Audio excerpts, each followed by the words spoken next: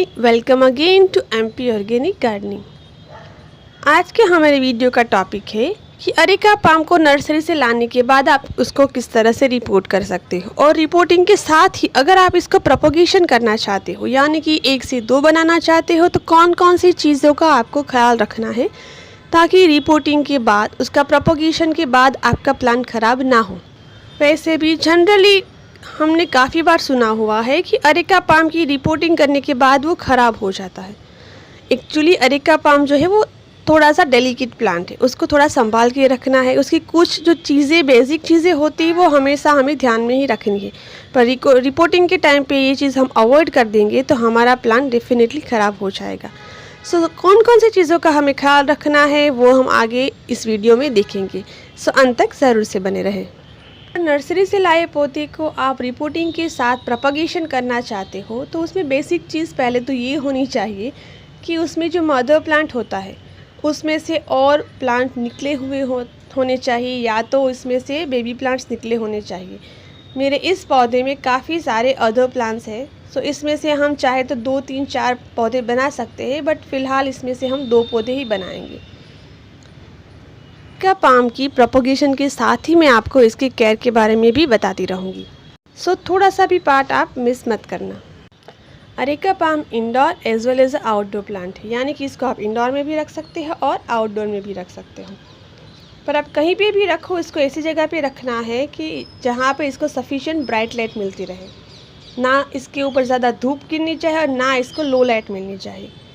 ये दोनों ही कंडीशन में आपका अरेका पाम ख़राब हो जाएगा। अगर ज़्यादा धूप गिरेगी तो इसके पत्ते जो है वो ख़राब हो जाएंगे, और कम धूप मिलेगी तो आपका जो पाम है उसमें इंसेक्ट का अटैक होगा, क्योंकि ये प्लांट इंसेक्ट को बहुत जल्दी कैच कर लेता है। अब इसकी रूट बॉल को डिस्टर्ब किए बिना ही इसको हम कैंची से काट लेते हैं ताकि पूरा हमारा प्लांट जो है वो आसानी से निकल जाए। अरेका पाम को रूट बॉन्डिंग बहुत ही पसंद है।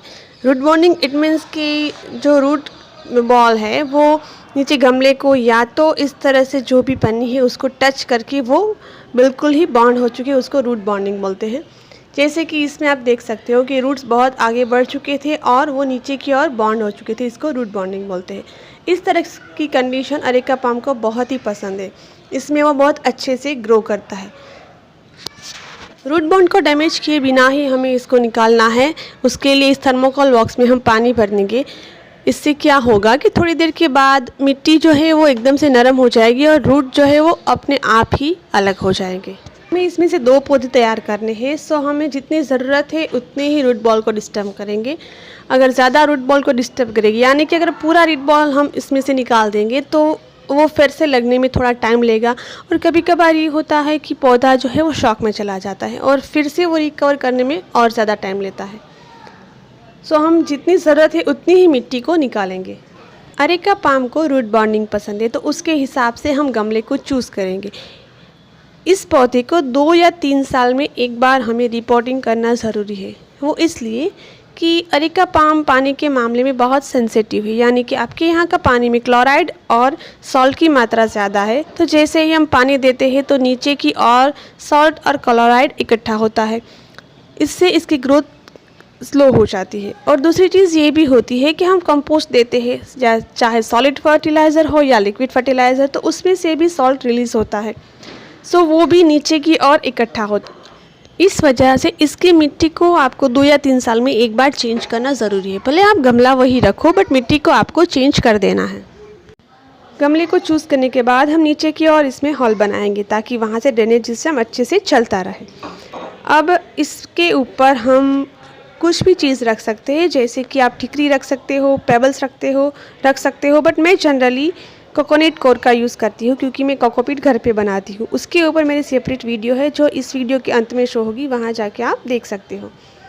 सो दोनों ही गमले में हम कोकोनट कोर रखने के बाद उसमें थोड़े लेवल तक हम मिट्टी को भर देंगे।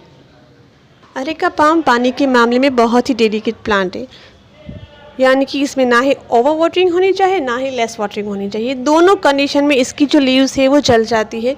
सो इसमें हमें ऑलवेज़ अप्रोप्रिएट पानी ही देना है, इसकी मिट्टी को मॉइस्ट रखना है। सो इस हिसाब से हम सॉइल को भी रेडी करेंगे। इसमें मैंने लिया हुआ है 50% गार्डन सॉइल एंड 50% सैंड। आप चाहो तो इसमें कोकोपीट भी ऐड कर सकते हैं।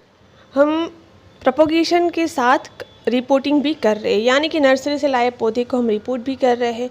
सो इसमें हम कंपोस्ट को ऐड नहीं करेंगे, क्योंकि कभी कभार ये होता है कि हमारा कंपोस्ट पूरी तरह से डिकम्पोस्ट नहीं हुआ होता है, उस वजह से इसमें फंगस का अटैक हो सकता है। सो हम इसमें अभी फ़िलहाल के लिए कंपोस्ट को अवॉइड करेंगे और 10 या 12 दिन के बाद इसके अंदर कंपोस्ट ऐड कर देंगे। दोनों गमले में नीचे की और थोड़ी सी मिट्टी भर देंगे।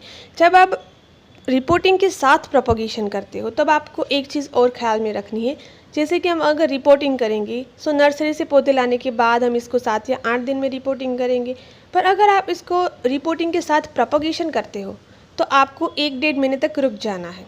आपके पौधे को पूरी तरह से आपके घर के एनवायरनमेंट में सेट होने देना है, फिर ही इसको प्रोपोगेशन करना है, अदरवाइज़ आपका पौधा ख़राब हो सकता है। अब इस पाम में से हम 2 पाम अलग कर देंगे। एक गमला मैंने छोटा लिया हुआ है, सो हम थोड़ा ही पार्ट जो है उसको अलग करेंगे।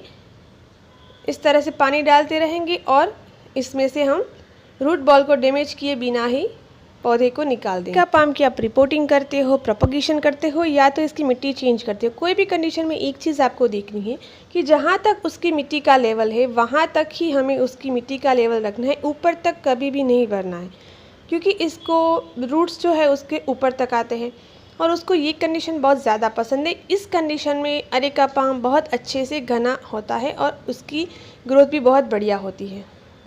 इसमें से छोटा सा पार्ट हमने अलग कर लिया है, बट अभी इसमें थोड़ी सी रूट्स जो है वो इसके साथ फंसे हुए हैं, सो इसको हम नाइफ़ की मदद से या तो कैंची की मदद से काट लेंगे। अरेका पाम में इंसेक्ट का अटैक बहुत जल्दी होता है, क्योंकि अरेका पाम जो है वो इंसेक्ट को बहुत जल्दी से कैच करता है। मेरे जो प्लांट है उसके ऊपर भी इंसेक्ट का अटैक हुआ था, उसमें भी मुझे नीम ऑयल की ट्रीटमेंट करनी पड़ी थी। जब मैं नर्सरी से लाई तो बहुत अच्छा था, बट नर्सरी से लाने के बाद इसके ऊपर इंसेक्ट का अटैक हो गया।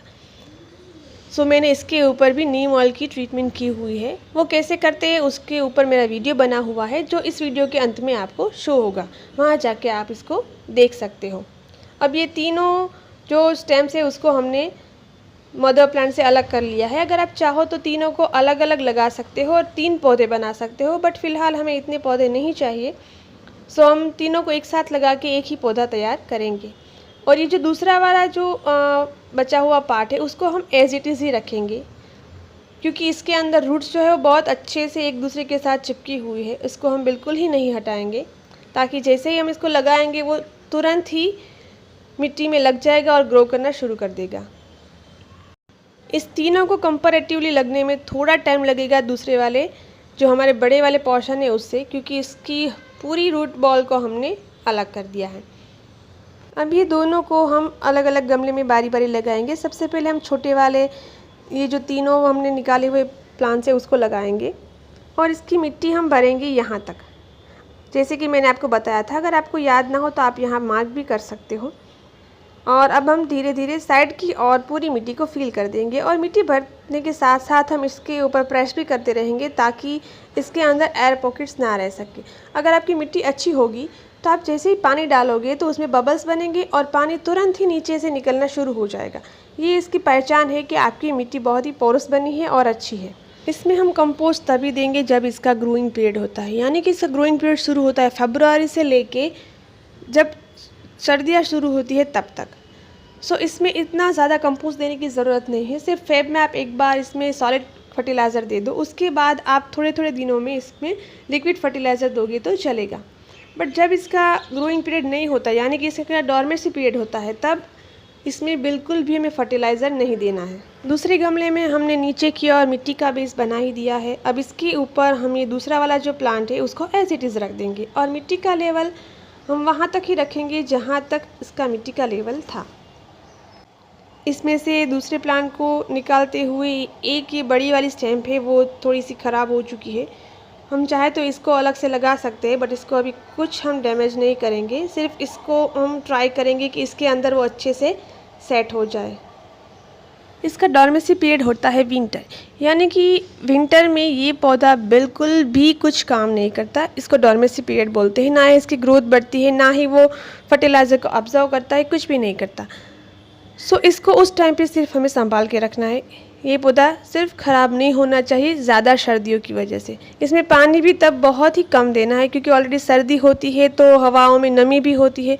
सो पानी भी हमें बहुत संभाल के थोड़ा देते रहना है ताकि जो डोरमेसी पीरियड है वो उसका निकल जाए और फिर से जब फरवरी शुरू होती है तब उसका ग्रोइंग पीरियड आता है, तब वो अच्छे से ग्रो करना शुरू कर दे। अरेका पाम ख़राब होने का मेन रीज़न एक ही होता है कि उसमें रूट रॉट हो जाते हैं और वो दो चीज़ से होता है। या तो आप जब इसका रिपोर्ट करते हो तब इसकी मिट्टी का लेवल ऊपर तक भर देते हो, या दूसरी चीज़ ये हो सकती है कि आप इसको ओवर वाटर कर देते हो। तो दोनों कंडीशन आपको बहुत संभाल के रखनी है। जब रिपोर्टिंग के टाइम इसकी मिट्टी का लेवल भी मैंने जैसे दिखाया वैसे ही रखना है और इसको पानी बहुत संभाल के शेड्यूल के हिसाब से ही देना है। वो आपको अपने यहाँ के टेम्परेचर के हिसाब से समझना है कि कब और कितना पानी देना है। ये हमारा दूसरा पौधा भी लग चुका है। एक्चुअली इसका प्रोपगेशन का और एक भी मेथड है कि इसको आप सीड से भी लगा सकते हो, बट वो प्रोसेस में बहुत ज़्यादा टाइम लगता है। सीड से लगाने के बाद वो तकरीबन 1 साल के बाद वो प्रोपगेट होता है। सो वो मेथड बहुत लेंथी है। सो इससे बेटर है कि आपके पास अरेका पाम हो तो आप इस तरह से इसका प्रोपगेशन कर सकते हो और ये सक्सेसफुली प्रोपगेट हो जाता है अगर आप इसमें कुछ बेसिक चीज़ें हैं वो ख्याल रखोगे तो। अब इसके अंदर हम पानी डाल देंगे और पानी इतना डालेंगे कि वो नीचे से निकलना चाहिए। सो ये थी आज की मेरी अरेका पाम के ऊपर वीडियो। आपको वीडियो कैसी लगी मुझे कमेंट बॉक्स में ज़रूर से कमेंट करके बताना। हम मिलेंगे हमारे नेक्स्ट वीडियो में, तब तक के लिए bye bye. Thank you for watching.